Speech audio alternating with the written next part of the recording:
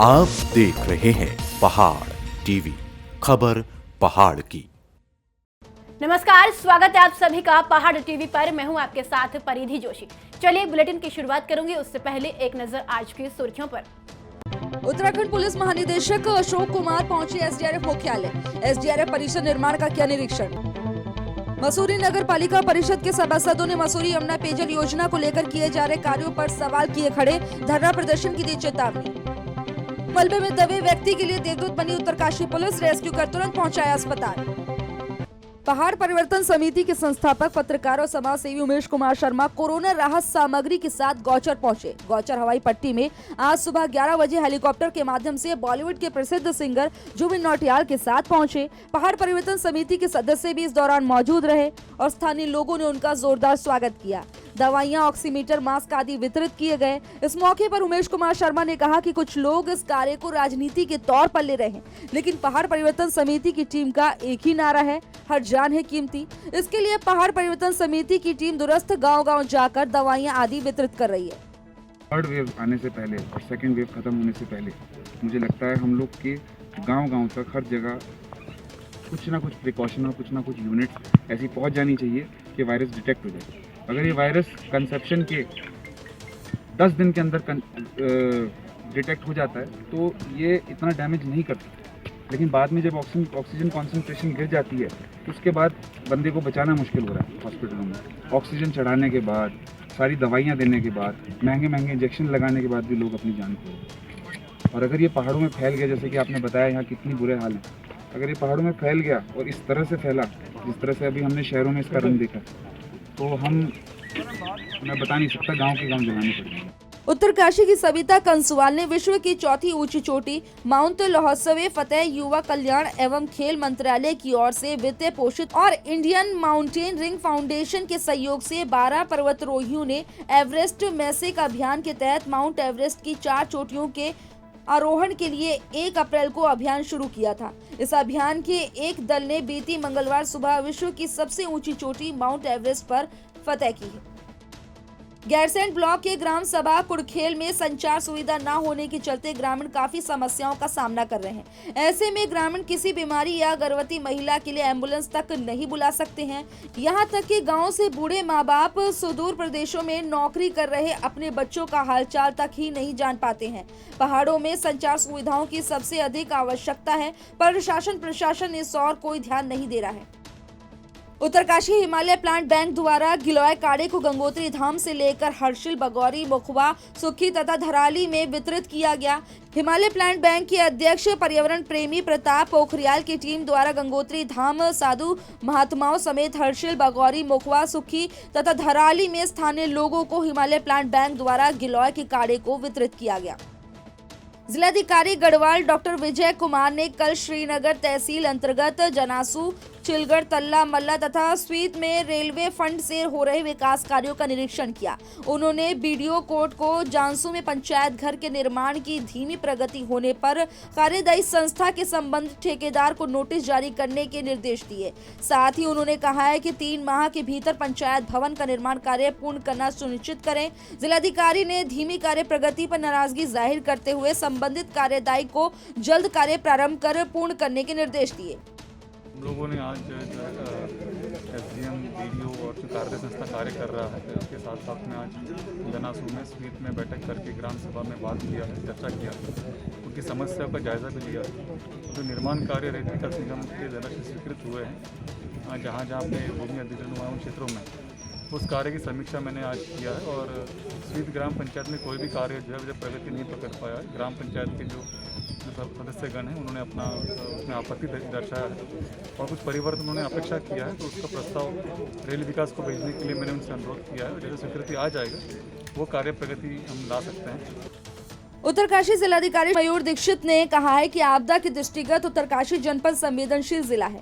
आगामी मानसून काल में जिले में संभावित अतिवृष्टि, भूस्खलन, बाढ़ जैसी आपदाओं की घटनाओं को रोके जाने और घटना के बाद राहत एवं बचाव कार्य किए जाने को लेकर मॉक अभ्यास किया गया। पूर्व अभ्यास में रेखीय विभागों की तैयारियों को परखा गया, जो कि सफल रहा। इस हेतु इंसिडेंट कमांडर की जिम्मेदारी संबंधित एसडीएम को सौंपी गई थी। मॉक अभ्यास में सड़क महकमे के साथ ही स्वास्थ्य पूर्ति विभाग, जल संस्थान, विद्युत, पशुपालन, राजस्व, पुलिस, एसडीआरएफ, आपदा, वन आदि विभाग शामिल रहे। गरुड़ बाजार में व्यापार मंडल ने किया सरकार के खिलाफ धरना प्रदर्शन। व्यापार मंडल जिला अध्यक्ष बबलू नेगी ने कहा कि सरकार सभी व्यापारियों के बिजली पानी के बिल माफ करे और सभी व्यापारियों के खिलाफ राहत पैकेज सरकार द्वारा दिया जाए, अन्यथा व्यापार मंडल प्रदेश भर में अनिश्चितकालीन धरना प्रदर्शन को बाध्य होगा। समानता की मांगों को लेकर यहाँ पर धरना प्रदर्शन इनके द्वारा किया जा रहा है। इस वक्त हमारे साथ मौजूद हैं बबलू नेगी जी, जो कि जिला व्यापार मंडल के अध्यक्ष भी हैं, और इनसे ही बात करेंगे कि इस धरना प्रदर्शन की ज़रूरत आखिर क्यों पड़ी व्यापार मंडल को यहाँ पर। आप ही की बाइट ले लेते हैं। व्यापार संघ आज करीबन कई महीनों से माननीय मुख्यमंत्री से, उत्तराखंड सरकार से व्यापारियों के हितों की बात करते आ रहा है, लेकिन बड़ा अफसोस है कि सरकार द्वारा कहीं पर भी व्यापारियों की मांगों को नहीं सुना जा रहा है। व्यापार संघ की मांगे थी कि सारे व्यापारियों को राहत पैकेज दिया जाए, बिजली पानी के बिल माफ़ करे जाएँ, और जितने भी व्यापारी हमारे यहाँ पर जो छोटे व्यापारी और मीडियम क्लास के जो व्यापारी हमारे जितने भी हैं, उनको कहीं ना कहीं एक कोरोना योद्धा के रूप में उसमें लाया जाए, उनको राहत पैकेज दिया जाए, बिजली पानी के बिल माफ़ किया जाए, और जितने भी पूरी बाज़ारें हैं, सारी बाज़ारों का एक नियम के अनुसार उसको खोलने का समय हमें दिया जाए, क्योंकि कहीं ना कहीं शहर की और पहाड़ की भौगोलिक स्थिति में बहुत फ़र्क है। पहाड़ में दुकानें अगर सुबह 7 बजे से अगर खुलनी है, 10-11 बजे तक खुलनी है, तो क्योंकि गांव का आदमी जो बैकवर्ड अंदर रहता है, उसको बाजार में आने में कम से कम 11-12 बज जाते हैं, उसके बाद दुकानें बंद हो जाती हैं, और जितनी कम समय में दुकानें खोलेंगे उतने कम समय में ज़्यादा भीड़ें रहती हैं। इसलिए हमारी मांग है कि 3 दिन या पूरे हफ्ते भर दुकान खोल जाए, नहीं तो 3 दिन पूरी दुकानें खोले जाएँ। हम लोग लॉकडाउन का पालन भी पूरा करेंगे, पूर्ण रूप से व्यापारी सारे करेंगे, लेकिन हमारे ऊपर आर्थिक संकट बहुत बुरी तरह गहरा चुका है। व्यापारी की तरफ कोई देखने वाला नहीं है। व्यापारी जो है पूरे प्रदेश और देश की रीढ़ की हड्डी है। व्यापारी हर जगह तन मन धन से सरकार के साथ हमेशा खड़ा रहा है, चाहे कोई भी आपदा आए, कहीं पर देश में कोई भी विपत्ति आए, व्यापारियों ने हमेशा सहयोग करा। लेकिन बड़ा शर्म और बड़े नंदनीय है कि आज सरकार जो है हमारी तरफ आगे मूर्ति बैठी है, और हम लोग सरकार को चेताना चाहते हैं कि पूरे प्रदेश में आज धरना प्रदर्शन सब जगह चल रहा है। हम लोग चाह रहे हैं कि सरकार हमारी मांगों को जल्द से जल्द मांगे। अगर सरकार हमारी मांगों को नहीं मानती तो हमें चाहे आंदोलन करना पड़े, जेल जाना पड़ेगा, हम उसके लिए भी तैयार हैं। उत्तरकाशी जनपद के मोरी क्षेत्र में कल थाना अध्यक्ष मोरी दीन दयाल रावत को सूचना मिली कि एक व्यक्ति देई गांव के पास मिट्टी के ढांगर के नीचे दब गया है। सूचना पर थानाध्यक्ष मोरी तत्काल में फोर्स और आवश्यक उपकरण के साथ घटनास्थल के लिए रवाना हुए। घटनास्थल पर जाकर उनके द्वारा तुरंत रेस्क्यू कार्य प्रारंभ किया गया। काफी मशक्कत के बाद मलबे में दबे हुए व्यक्ति को सुरक्षित बाहर निकाल लिया गया और बिना देरी किए उस व्यक्ति को तत्काल सुचारू हेतु नजदीकी स्वास्थ्य केंद्र पहुंचाया गया।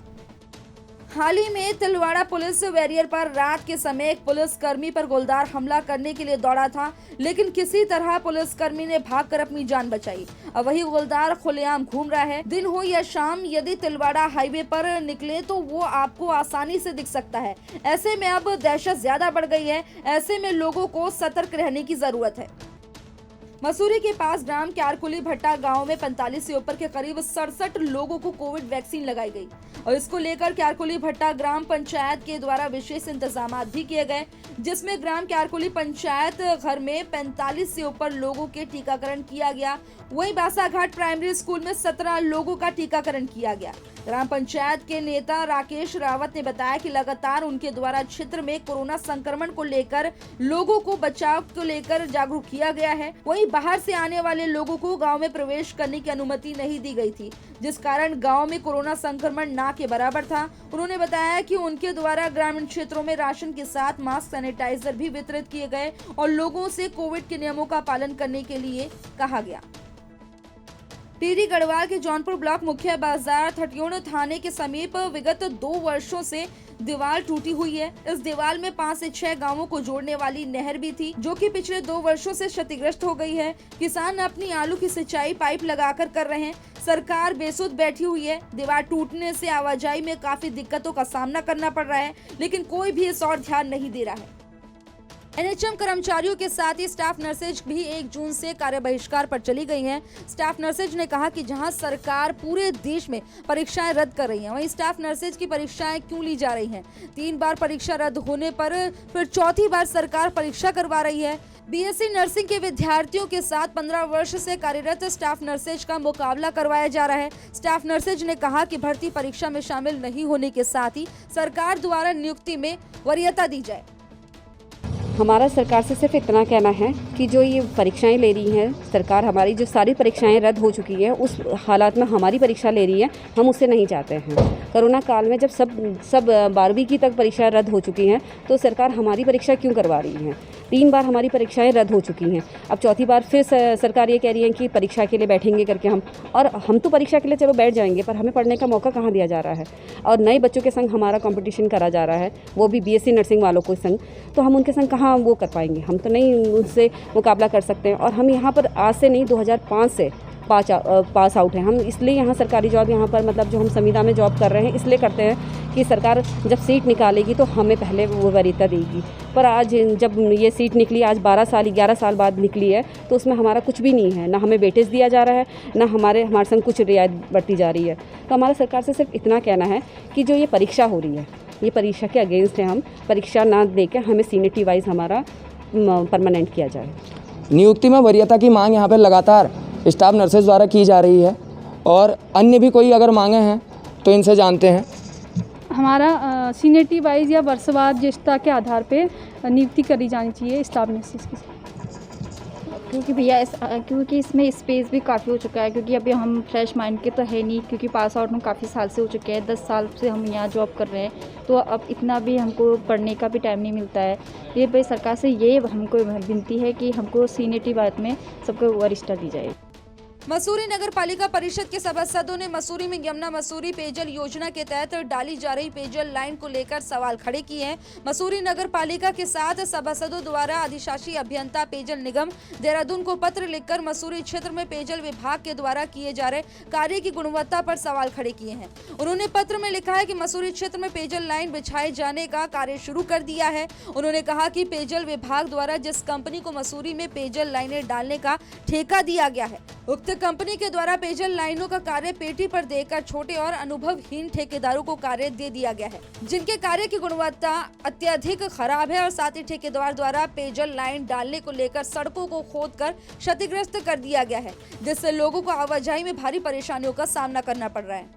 कहूँगी कि पेयजल निगम की जो अलगाड़ यमुना घाटी की योजना है, जो कि सरकार द्वारा 200 करोड़ रुपए की योजना स्वीकृत की गई थी, उसमें हमारा ये कहना है कि वो काम किसी बाहर की कंपनी वाले को दे दिया गया और वो भी वही उसी प्रकार से काम कर रहा है जिस प्रकार से पहले हमारे शहर में सीवर का कार्य हुआ, क्योंकि वो ठेकेदार का तो अता पता ही कहीं नहीं है जिस कंपनी को ये ठेका दिया गया। उसने भी आगे जो है छोटे छोटे ठेकेदारों को ये सबलेट कर दिया काम, और वो अपनी मर्जी से बिना गुणवत्ता के आधार पर जो उनके नियम हैं कि जिस नियम के तहत वो कार्य होना है वो नहीं हो रहा, और वो थोड़ा थोड़ा खोद के ऊपर पाइपलाइन डाल रहे हैं, जबकि उनके जो मानक हैं उस हिसाब से वो कर नहीं रहे। उनकी तरफ से एक बहुत बड़ी परियोजना मसूरी के अंदर चल रही है, लेकिन वो जो पीडब्ल्यूडी के मानकों पे होनी थी वो नहीं हो पा रही है। यहाँ पर ये लोग जो है सारी मिट्टी जो है जंगलों में फेंक रहे हैं, और इनसे पूछा जाए कि अगर जंगलों में नहीं फेंक रहे तो कहाँ फेंक रहे हैं। और दूसरी बात है, जितने मीटर इन्होंने खुदाई करनी है, 1 मीटर का लगभग है उसमें, लेकिन उतनी खुदाई नहीं हो पा रही। इन्होंने हमारी सड़कें खुर्द-बुर्द कर दी है, आम जनता बहुत परेशान हो रही है, कोई सिस्टम नहीं है। कोरोना के इस काल में सबसे ज्यादा मार गरीब आदमी झेल रहा है। पिथौरागढ़ से झूलाघाट में भी गरीब लोगों के सामने कई समस्याएं बनी हुई हैं। सस्ते गले की दुकानों में लोगों को केवल गेहूं, चावल और दाल ही मिल पा रही है, लेकिन एपीएल कार्ड वालों को 2 महीनों में मात्र 15 किलो राशन मिलता है, जो कि पर्याप्त नहीं है। वहीं कई ऐसे लोग हैं जो गरीब हैं पर उनका बीपीएल कार्ड आज तक नहीं बन पाया है। ऐसे में उन लोगों के सामने भोजन तक की समस्या बनी हुई है। लोगों ने इस संबंध में मुख्य सचिव को फोन पर समस्या बताई, लेकिन उसके बावजूद भी कोई हल नहीं निकला। राशन कार्ड भी राशन भी नहीं मिलता है, और दाल चावल और लाने के लिए समस्या हो रखी है। ऐसे लॉकडाउन चल रहा है, घर में बच्चे हैं, पति हैं, रोजगार कुछ है नहीं, खाने पीने।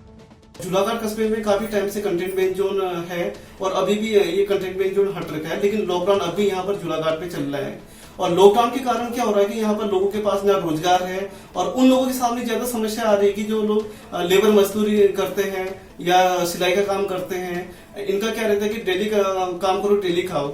लेकिन सरकार ने क्या कर रखा है कि अपने नागरिकों को गेहूं चावल के भरोसे छोड़ रखा है।